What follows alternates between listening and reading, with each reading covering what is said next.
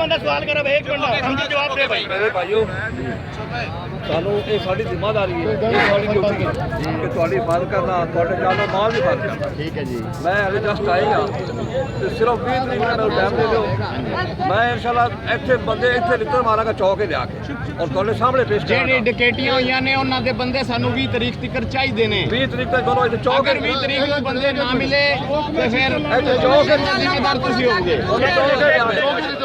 राय साहब ये 20 तारीख आपकी, अगर 20 तारीख को बंदे नहीं पकड़ेंगे, चित्र लगे तो फिर हम जो मर्जी हमारे कानून हाथ में लेंगे, फिर हमें तो उलामा नहीं देना आपने। बिल्कुल ठीक है, ठीक ये नशई है, जान छुड़ाओ, साडी मुनशियात तू पाक करो, मुनशियात तू पाक करो, हर काम ਤੁਹਾਡੇ ਨਾਲ ਕਰਾਂਗੇ।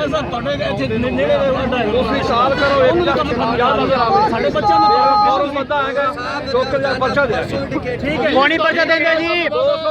पैसे लेके छड़ देंगे जी, कौन पर्चा देंगे? 20 तारीख को मैं नशा खराब हो रही है, इसमें मदद करें आप। ਜਿਹੜਾ ਤੁਹਾਡੇ ਚ ਤਮਤ ਕਰੇਗਾ ਉਹ ਨਹੀਂ ਕਰੇਗਾ इंशाल्लाह ताला। ਜਿਹੜਾ ਕੋਈ ਮਗਰ ਆਏਗਾ ਤੁਸੀਂ ਉਹਦਾ ਹੀ ਪਰਚਾ ਦਿਓ ਜੀ।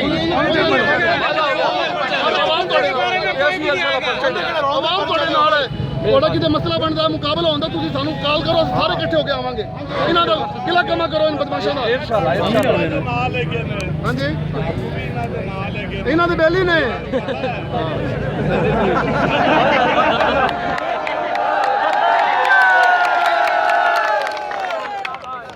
लोग बहुत तंग है, बहुत तंग है। लोग गरीब लोग मजदूरी करते हैं, अपने पैसे खून पसीने से कमाते हैं, शाम को डाकू आके छीन के ले जाते हैं।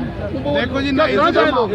अब जान को भी खतरा है, अगर मुजामत करते हैं तो मरने का डर है। हर घर में चोरी और नशे बढ़ गए हैं।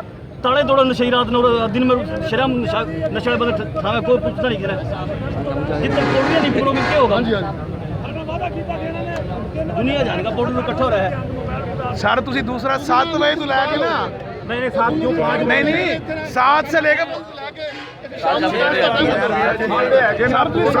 12 बजे नहीं फड़ो साहब, आज ही फड़ो ऑर्डर वाले को बैठ के चुका ले 4 बजे लेके सारी दुनिया को मोबाइल होवे, लोकां दे जवान को मार दी। 2 दिन इस पर मोबाइल आई भी नहीं है।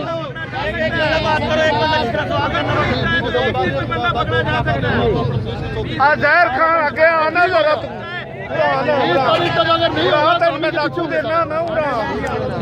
भाई अगर ये 20 से पहले कौन टिकट टिकट दे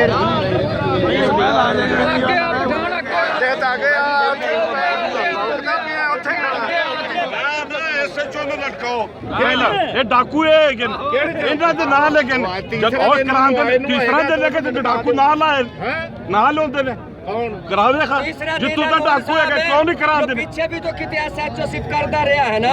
तीसरा दिन है तो हमारे सिर दर्दी तो नहीं है ना। लुटी जावे तीसरा ये कौन सी इंसानियत है? ये तो जाना नहीं करते डाकू जितने भी हैं तो बैठ तो डूगे फूगे काम कर दो, अगर नहीं करते तो पुलिस थरक के साथ डाकू नहीं मारन